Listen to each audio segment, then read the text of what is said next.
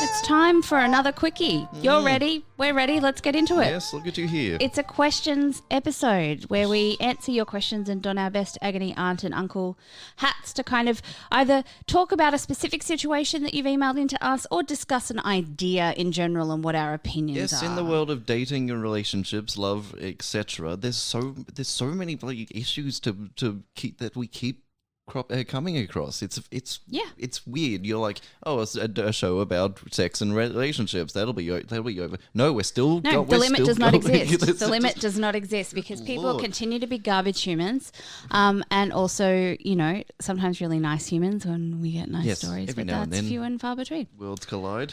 I have a question for you. Okay, this has been sent in by someone who wants to remain anonymous, so thank you for your question. Say that you've been chatting on the apps, seen pictures, have a great text game, but then when you meet in real life, you realise that they are a 10 in looks and you are a definite 5 or 6.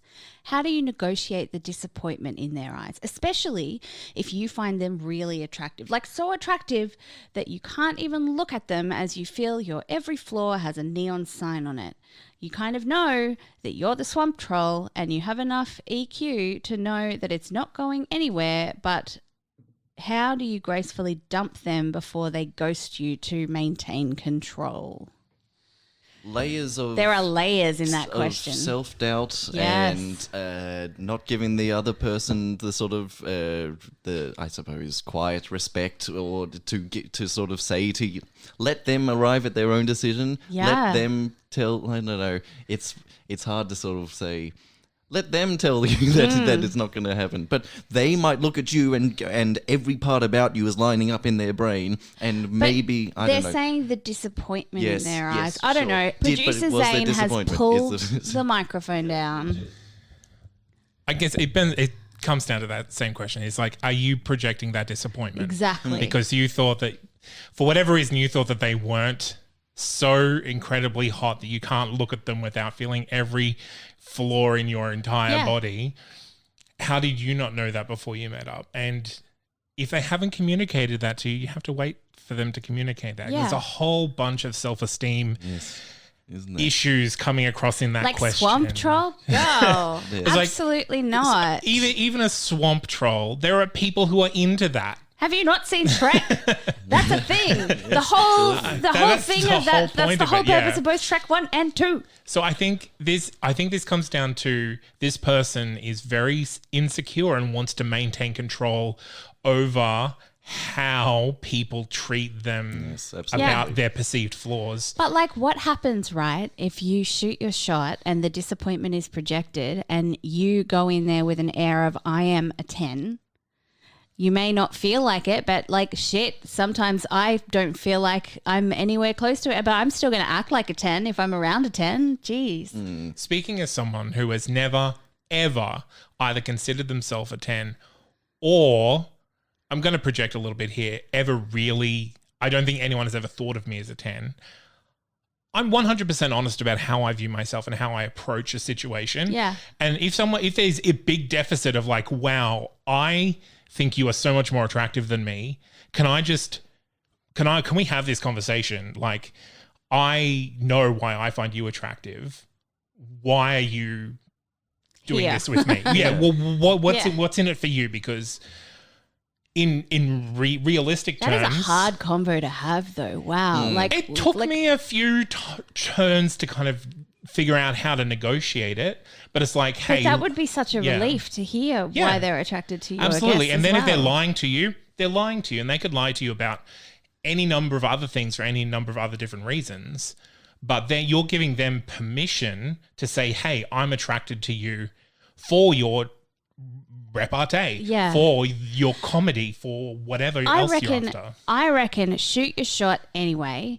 And if you'd like to maintain control over the situation, let them just go, oh, I don't really feel it. And then go, yeah, no, me neither. Sorry, thank you so much. And if they ghost you, then like what don't let that hurt your feelings. Like, you knew it in the moment. If they do it anyway, then you're just confirming that you're real smart and you picked up on that. Like, so thank you, Zane, for that, by the way. How would someone would obviously poor to average self-esteem. They're going to be nervous, like broaching your idea, broaching your issue. What's the question that they went, because they're going to have a 10-minute spiel of things they want to get through because you're good, you're so good, and I'm so good, and they'll be panicked and worried.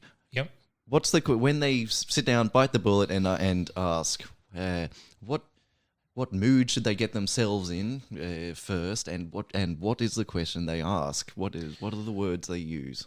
I think Liz is kind of on it there, where it's like you ask the question assuming you know the answer, because if you have low self-esteem, yes, and you're in this situation, you're ready, you are braced for disappointment and heartbreak. Yes, you've already seen that. You've already braced that within yourself. You already know what that outcome looks like. The being. And if you're right, don't be disappointed about it. Pat yourself on the back for having amazing intuition. And that's the thing. Like, you brace yourself and you go into that with like the only thing that'll come out is either you're going to be right or you're going to get a lot of compliments. Yeah. And that's how you approach it. That's a good position. Yep. Because it's like, okay, I know in my head what this relationship is, what this date or situationship is. Are we on the same page? Because you're over here somewhere in my eyes and I'm down here somewhere in my eyes. Mm-hmm. What is pulling you down to me or what's pulling me up to you? Can we just have that talk and phrase it like a joke, just kind of like, hey, what are you doing with a 5? Or like, I think you're a 10, like looking at the photos that you've shared with me, amazing. What drew you to answer my texts? Yeah. And be prepared for this wacky notion that that you are more than just how you look, right? Yes. Someone will fall in love with your laugh, how you think I've of said the world, it a million the times questions before. you ask, If someone's got the a light work sense you of do. humor. Yep, there's so much about you. There's so many more avenues about you than just if you've how got good you look. banter via Yes. text, Yes. like that's immediately making me more attracted to you, regardless of what you look like. And if this self-esteem has come from someone else telling you that that's what you are, fuck them off. Well, hopefully you already have. Yes. A friend, Please. family, Please. or ex-relationship. I think you have to embrace the idea that not everyone is the same person. So not every man is going to be the man that told you that you are worthless, you're a swamp beast hag, and not every woman thinks that you're the most horrible looking person in the entire world. And also, it's that old adage of you're not a swamp troll, you're just not your type. Yeah. Mm. Yes. Speaking as someone who has always shot well out of his league. So thank you so much. That was absolutely insightful, Zane. Thank you for that. You've got it, dear anonymous reader. You have this. It's okay. You've got this. I believe in you. Yeah. All right. Very good. That was fun. A bit of a mind excursion for me, Elizabeth. Shoot. I'm opening a escape room, right? Okay. But it's for couples. Okay. And it's for couples who are close to getting married or committed to moving in together. Oh, okay. So what you're trying to do is you're trying to get ideas from us. It's the escape room where if you walk out of that room, you fucking escaped something, because either you've come out of this and your relationship is solidified and perfect. Do you market it as that? Because fuck, I wouldn't want to go there. Well, that would scare me. And you go into it, the two of you come into my business and you get put into a room, and the two of you as a team have to build an IKEA of a furniture thing and connect a Wi-Fi modem, like famously tricky, annoying things where if you find yourself after an hour going, you're always like this, and this is your problem. Maybe it's time. Maybe it's not a good thing to move in together. So it's like the marriage test. Yes. Like it's it's not advertised as get married or get proposed to here. It's take your money. advertised as and I go, let's test your relationship. There's a children's swing set in there that needs putting together in an hour. And you also take money from Airtasker, where they're charging you to put up a children's swing set. Exactly. So, what's your question? What would you put in that escape room? As a make or break experience. What are the famous things where you do things together and I would make, which lead to the microphones being lowered on Zane's end? I would actually make it as large as an IKEA and make us find our fucking way out without buying one more thing. Ah, right. And like have fights over like because I've had a huge fight in IKEA twice with two different partners, right?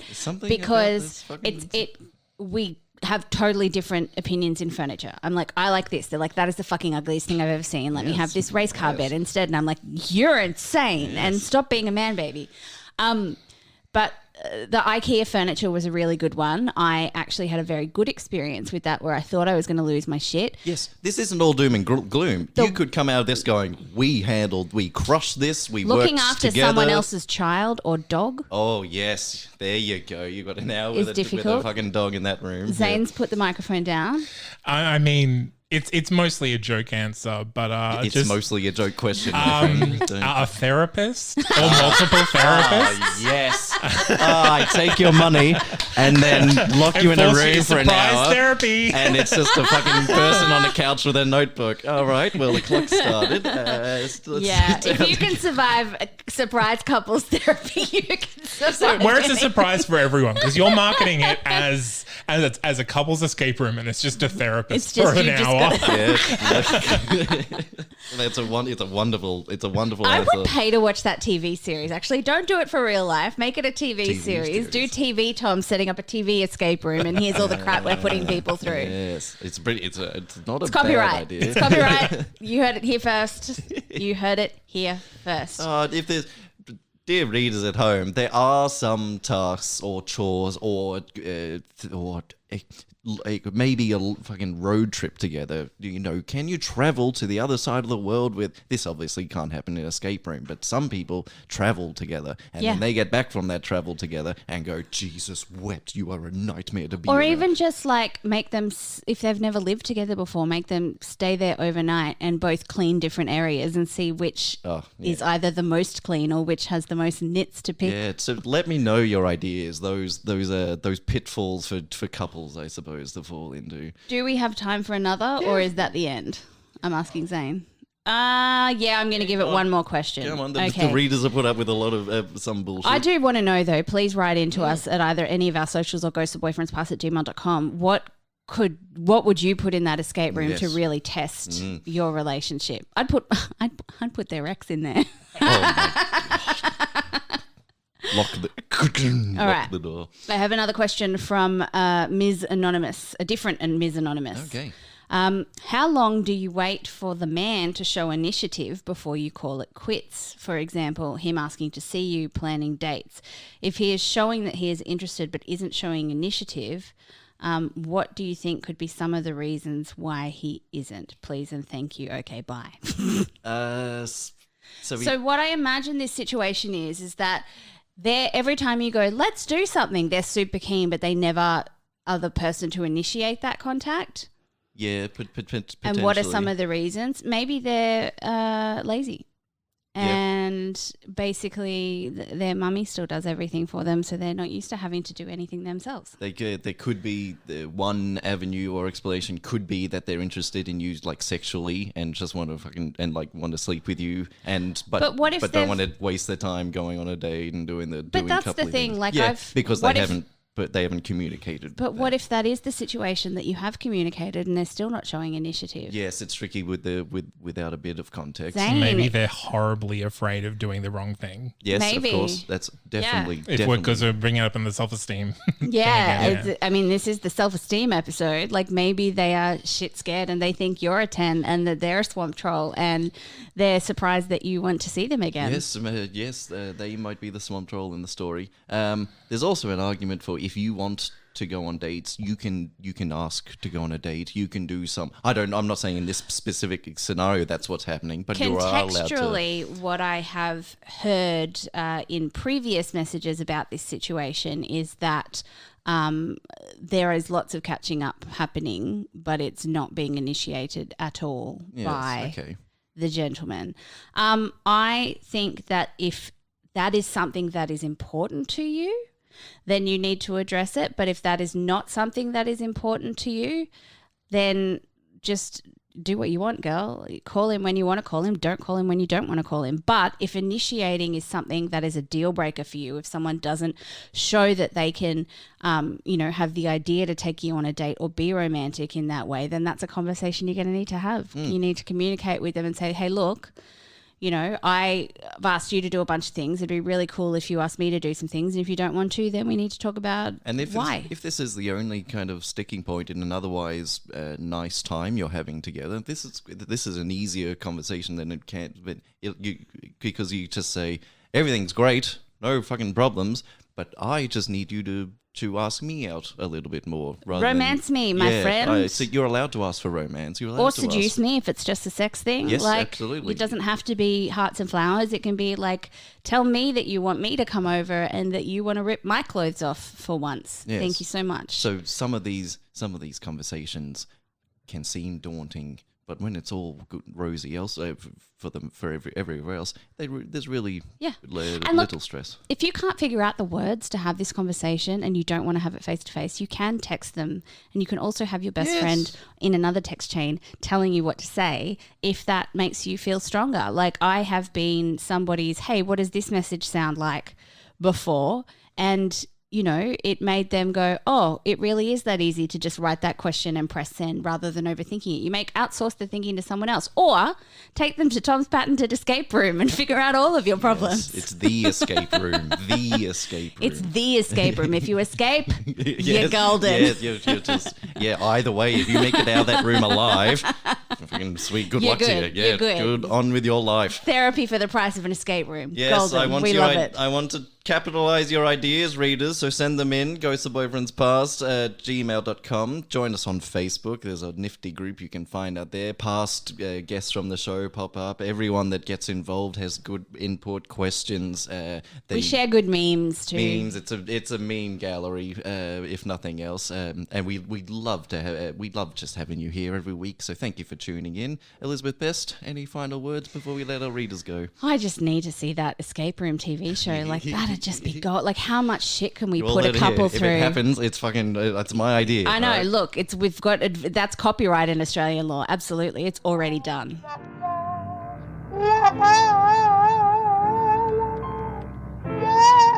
Yeah.